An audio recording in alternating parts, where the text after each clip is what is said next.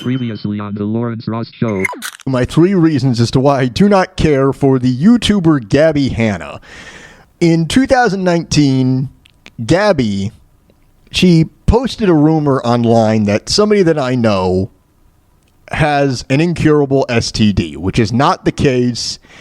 And when this individual found out, she was very upset, and rightfully so. And she fired back at Gabby. And eventually kind of died down, but this person that I know still has issues with Gabby, and rightfully so. And this person has said that Gabby scares her, and of which she has every right to say that. And it's in this case in which this individual has the disadvantage of sight, because she has to look at Gabby. That's right. Now you're probably wondering, did you just call Gabbie Hanna ugly? Yes, I did.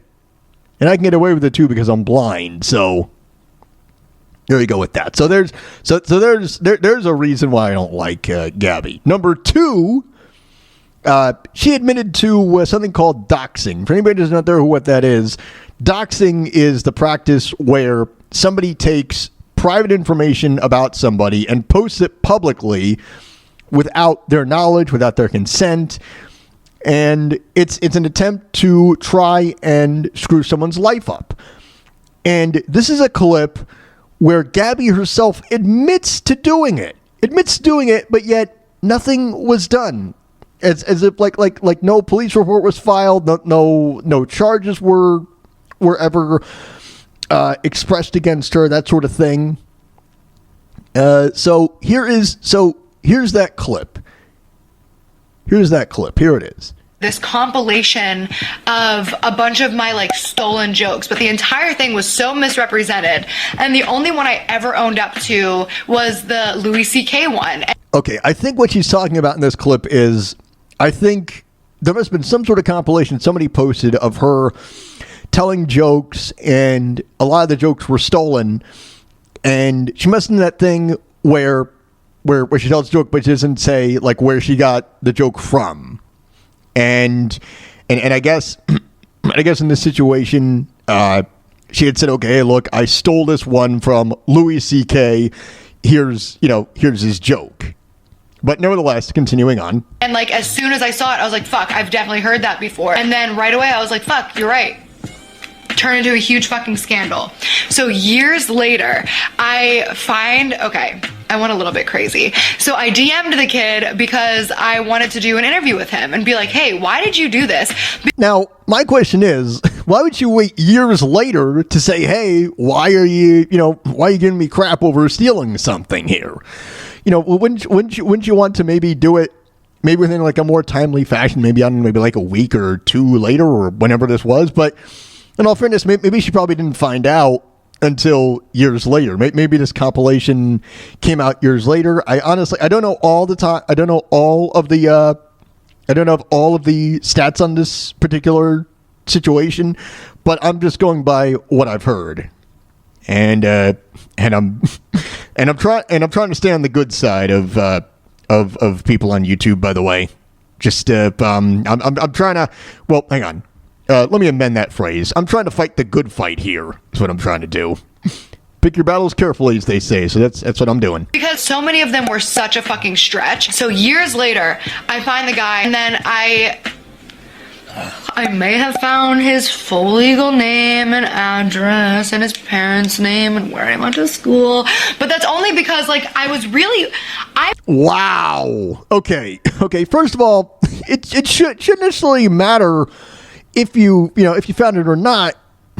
The bottom line is you should be posting that for everybody else to see publicly if they don't want it out there. If it's supposed to be private, it's supposed to be private. But, people's, as I said in the last hour, we're starting to figure out, as a society, I guess, we're starting to figure out that people are just toxic and they're manipulative. And this is an example of what that is. And just the way that she says that she found the guy's information, it doesn't make it right. That's what that's like doing. That's like a guy, it's like It's like interviewing an arson suspect and the guy saying, yeah, so I may have taken the kerosene, I may have thrown the match diagonally, and I may have burnt the house up a little bit. Like as if, I don't know, like as if she's trying to downplay it. Anyway, there's a little bit left here. I wanted to know why somebody did this. Like, dead ass, I was like, I just wanted to know, like, why he did it. Like, why did he target me? Yeah, well, I think it's obvious why. I think it's obvious why. And the big one that I have I think out of all the reasons why I don't like this individual, I think the big reason why I don't care for her is, now keep in mind, this is a woman, by the way. This is a woman who, she had a female friend named Jessie Smiles. And Jessie Smiles was the unfortunate victim of sexual assault. And rather than be there for her friend, Gabby said to Jessie, she said to her, oh, this is just rape drama. Now, what kind of attitude is that? They'd be like if they'd be like if somebody back in 1963 went up to Jackie Onassis and said, oh, stop with this shotgun drama. That's exactly what that would be like. That's exactly what that would be like. Trying to downplay a very tragic and a very traumatic event in someone's life and trying to brush it off. And then what's even worse, taking the side of the rapist. Can you believe that? Taking the side of the rapist. That's pretty damn low if you ask me.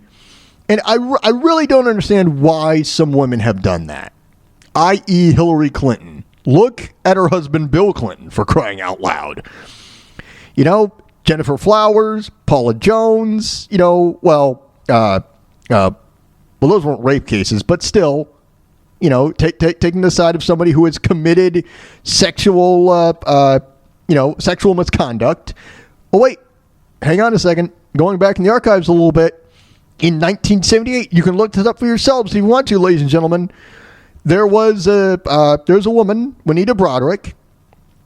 She says that Bill Clinton sexually assaulted her, threw her down on the bed in a hotel room, and started forcing himself on her, and bit her lip very violently to the point